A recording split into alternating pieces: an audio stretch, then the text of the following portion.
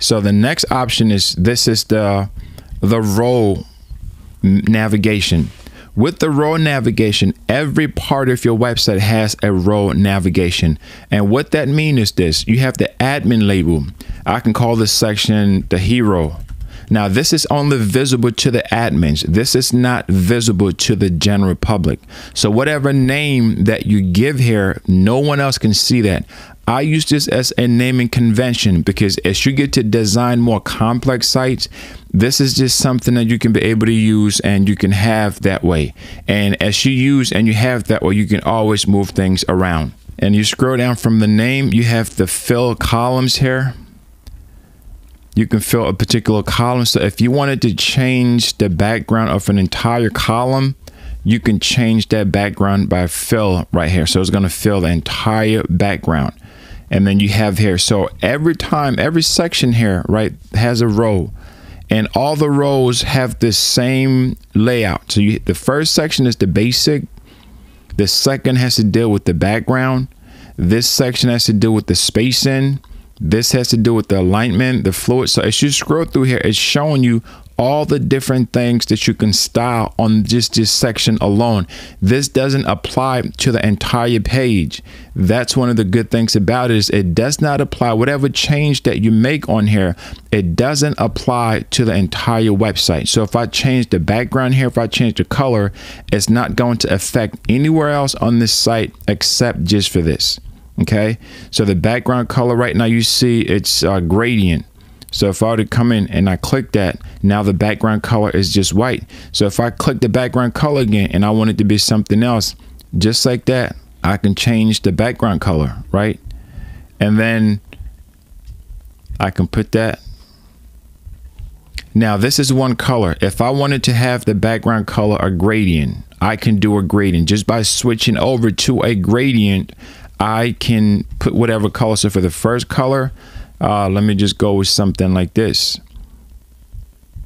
And then for the second color, I can go with something different that's like this if I wanted to be, you know, be creative with it. So that's the beautiful thing. So for those of you that are creative, you can utilize something like this and create amazing backgrounds, right? Let it be your own.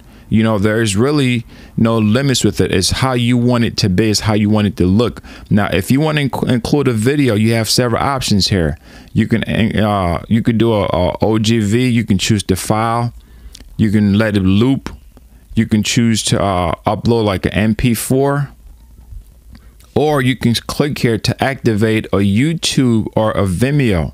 So you can, if you have a video on YouTube or Vimeos, you can utilize any one of these. You put the link here, it's going to automatically just pull up that video and you're going to be able to watch whatever it is. So that's how the background works. Okay, you go back to color, you go back to gradient. Based on what you've chosen, it's going to work that way. And now you scroll down to the spacing.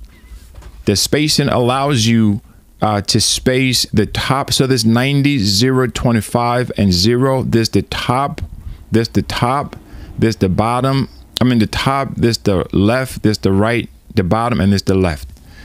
Okay, so whatever changes that you make here is going to adjust it. So right now it's at 90. Let me X this off so you can see. You see it's at 90. Let me X that off. I click this X. So you see this 90 right here. I can click, it's unlocked, and I can click to lock it. So what does the lock and the unlock means? So let's go back here. So when I click on, and by the way, I can drag this anywhere too on this page. I can drag that anywhere. So what does the lock and the unlock means? Let's go back down here. So when it's unlocked, it allows me to independently change each section here. So for the pattern or the margin, I can change them independently. Let me show you what that looks like. So right now this is 90. I can put this one at a 30. All right, I can put this one at 125. It's gonna do whatever adjustments that's there. I'm just putting different numbers so you can see. Now, when you see something like this that's locked, whatever number I put here, this is the number that's going to be the same across the board. So if I put in 10, because it's locked, it's going to be 10 in the top, right, bottom, and left. I delete that again. If I put 50, it's going to be the same thing all around. So if you have it locked, the reason why you choose to have it locked or unlocked, if you're trying to make all your margins or all your spacing to be the same, you have it locked. So whatever number you put is going to universally adjust that. And then of course you have your alignment. And with the alignment, let me just go back here and just delete this. So with your alignment, it works the same way, right? You can, you can put the right. As I click, no, watch this right here, right? It's aligning it based on my selection.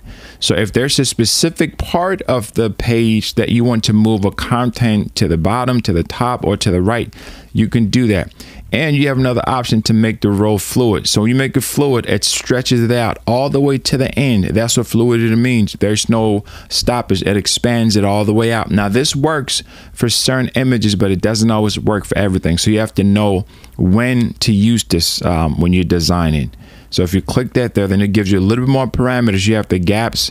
You can use the gaps. You can set the width for each gap. So as I move that there, you notice that it's changing, right? So that's, I'm going to disable that and then disable that. And so now you see it's changing like that because I already set the gaps to that. So what I have to do is I just come back and I can put the back to 0. So now when you put it to 0 again, you notice that all those different things show up. So go to the fluidity, right? It does all that stuff. So you can close that. You can change the container width. And then if you wanted to go back to the original, you just click to just reset it again. I'm just doing all this to show you guys the flexibility that you have in terms of customization with it.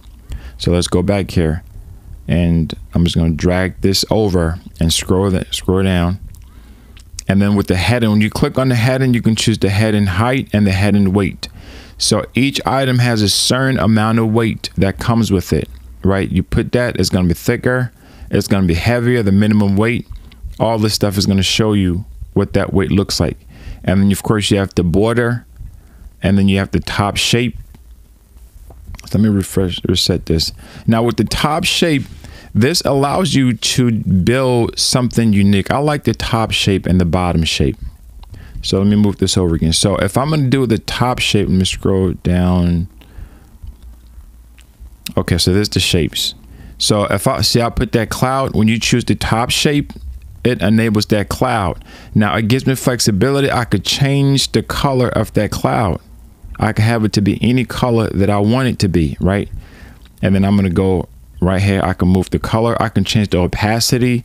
You know, let's say I want it to be like that. I can put it to blue, put the clouds to blue, and then change it. I can make it all the way to 0, or I can, you know, intensify it to 100. That's pretty much up to you. So that's the clouds section. So I can click the drop down and it gives you a variety of different types of shapes that you can use. Now I love shapes because they allow you to build amazing things. You can let your creativity, you know, just run wild with something like this. So it has a top shape and it has a bottom shape. So we've done the top shape. Let me X this out. I'm going to scroll down. So you see we have this wavy opacity at the top shape. Let's say I wanted to do something different with the bottom shape. So I'm going to enable the bottom shape. Now we have the clouds at the bottom.